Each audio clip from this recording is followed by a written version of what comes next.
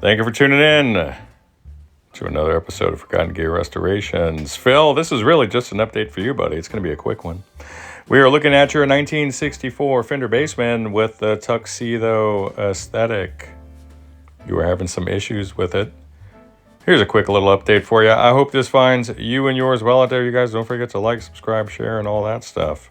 I do thank you for your continued support and patience. Bye. Top of the morning, goons and mutants. Let me get you down here. Phil, this is your 1964 Fender Bassman. This is the transitional model with the Tuxedo aesthetic. Super cool. I love getting these in the shop. Yours had developed a nearly imperceptible hairline fracture right down the middle of one of the ceramic caps over in your bass channel's tone circuit. It was causing intermittent issues. What was also causing intermittent issues was one of your 5881s, which is starting to short. Good thing we caught it when we did. But yeah, I'm super excited.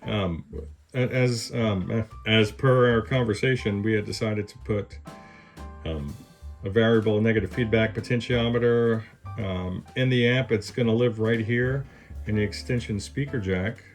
You're going to take all the extra parts home with you. Should you want to reverse this mod, it will be done very quickly, and there will be no evidence that it was ever there in the first place.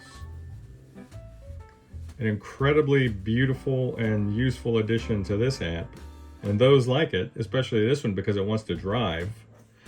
So you'll get to do that at a lower perceived volume. It's going to add a little more low end and high end, as well as some additional grit and compression.